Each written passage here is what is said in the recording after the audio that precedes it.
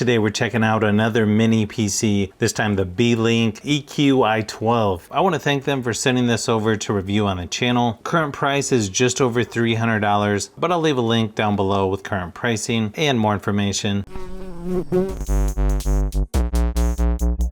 It's got 24 gigabytes of RAM, 500 or 1 terabyte of SSD storage. You can also get a 1 terabyte version as well. It also has an Intel Core i5-12450H processor, 1.2 gigahertz Ultra HD graphics. Of course, you have your user manual and some extra paperwork.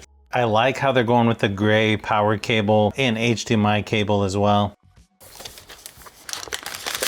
Design-wise, somewhat similar to other Beelink mini PCs. I kind of like how they just went with all gray this time. Gives it a little bit cleaner look, I think. You got your power there on the front, USB-C port, headphone jack, and USB-A port as well. You can see it's got a little bit of texture there on the top. You've got 3 USB-A ports on the back, 2 HDMI ports. You've also got 2 Ethernet ports on here as well, and then of course where you plug in the power. Nice ventilation on the back above all the ports as well. You've also got these nice rubber feet here on the bottom as well, and a rubber flap to take off the bottom. There's little silicone plugs on the bottom that cover up the screws. They're not hard to get out. I'm not even sure if you need those in there really.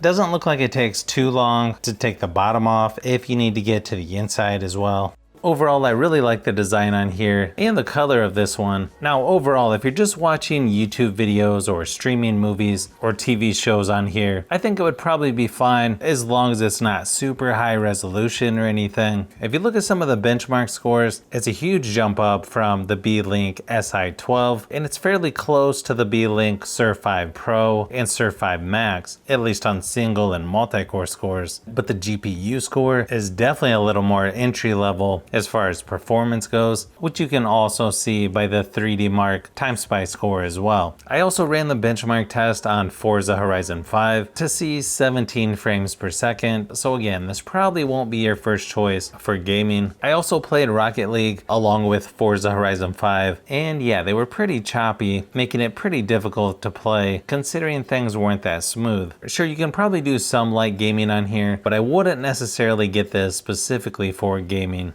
It looks like it can handle some video editing though. It probably won't be the best or my first choice if you're doing a lot of 4K video editing, but 1080p resolution should be fine. I would say this is above entry-level mini PCs, but probably somewhere in the middle or probably mid-range compared to some of the others I've tested. If you're working from home, this would probably be a good option. It could probably be a good option if you're playing retro games or playing some games that really don't need that much extra power. I feel like as long as you know what to expect performance-wise, this could be a good option, or if you're just updating from an older PC that's no longer getting updates. I always like to check out new mini PCs just to see the kind of stuff that they're doing, but if you like tablets, phones, and other tech comparisons, I've got a lot of stuff that I'm working on, so you'll want to keep an eye out for those upcoming videos. So if you've made it this far into the video, you may want to say thanks by subscribing, and don't forget to give a thumbs up if this video was helpful. This is Brian from Fishbee Productions. Thanks for watching, and I'll see you on the next one.